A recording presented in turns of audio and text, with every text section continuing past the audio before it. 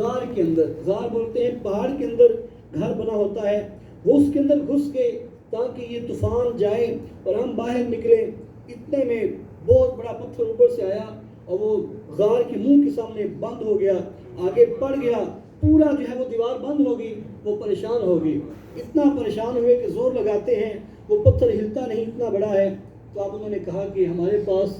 ایک ہی راستہ ہے، وہ ہے اللہ کو یاد کرنے کا، اللہ کے سامنے اپنے نیک عمل، وہ عمل آج ہم اللہ کی بارگاہ میں پیش کرتے ہیں کہ ہمیں پتہ ہے کہ اس عمل پہ ہمیں تھوڑا یہ ہے کہ یار یہ اللہ کی بارگاہ میں قبول ہوگا۔ تو ایک بندے نے کہا اے مولا، میرے ماں باپ تھے،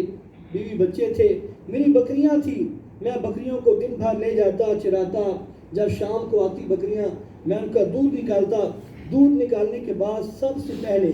اپنے بیوی بچوں سے پہلے اپنے والدین کو پیش کرتا، اپنے والدین کو پیش کرتا تھا۔ اے مولا اگر تجھے یہ نیکی پسند ہے تو اس پتھر کو ہٹا دے۔ تو روایتوں میں آتا ہے کہ وہ پتھر تھوڑا سا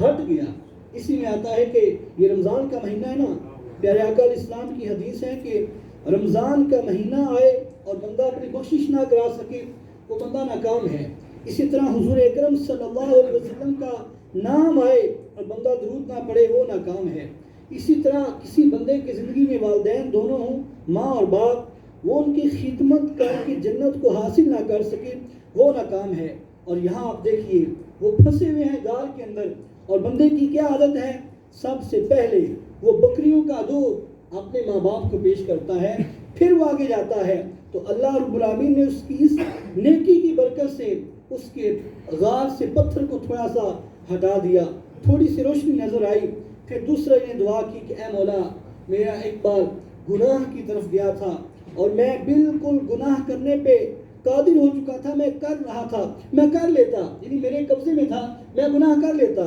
لیکن اس کے باوجود مجھے اے اللہ تیرا ڈر خوف آیا، مجھے تیرا ڈر لگا کہ میں تیرے کو منہ کیا دکھاؤں گا، تیری بارگاہ میں کیسے حاضر ہوں گا۔ اے مولا میں تیرے خوف سے گناہ کرنے سے رک گیا۔ اے مولا اگر تجھے وہ میری نیکی پسند ہے تو اس غار سے پتھر کو ہٹا دے۔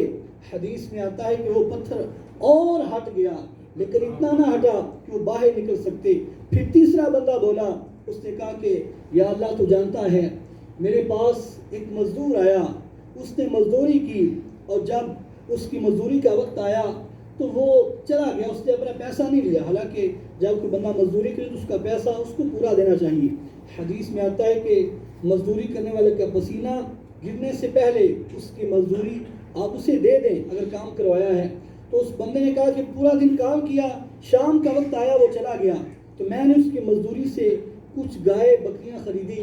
اللہ کی برکت ایسی ہوئی کہ وہ گائے بکریاں ہزاروں میں سینکڑوں میں بڑی ہو گئی، اتنی زیادہ بڑھ گئی، اور کئی سالوں کے بعد وہ بندہ جو کم کرتا تھا، مزدور تھا، وہ آیا اور کہا کہ اے بندہ خدا، میں نے تیرے ہاں کام کیا تھا، میری مزدوری اجرت بنتی ہے، مجھے دے دو۔ اس بندے نے کہا یہ دیکھ رہے جتنی بکریاں گائے ہیں یہ سب تمہاری ہیں، لے جاؤ۔ اس نے کہا بھائی آپ مذاق کیوں کرتے ہیں میرے ساتھ، میرا جو بنتا ہے مجھے دے دیں، میں چلا جاتا ہوں۔ فرمایا نہیں، یہ تیری مزدوری سے میں نے ایک خریدا تھا، اس سے آج ہزاروں سینکڑوں بن گئی ہیں، یہ تیری ہیں۔ وہ بندہ سب کی سب لے کے چلا گیا۔ اس بندے نے کہا کہ اے مولا اگر وہ نیکی تجھے پسند ہے جو میں نے تیرے لیے کی ہے، اس غار سے پتھر کو ہٹا دے۔ حدیث کے اندر آتا ہے کہ تیسرے بندے کی دعا کے فوراً بعد وہ غار کے سامنے سے پتھر سارا کا سارا ہٹ جاتا ہے۔ حضرات محترم، نیکی اللہ کے لیے کی جائے تو انسان کے دنیا کے اندر بھی کام آتی ہے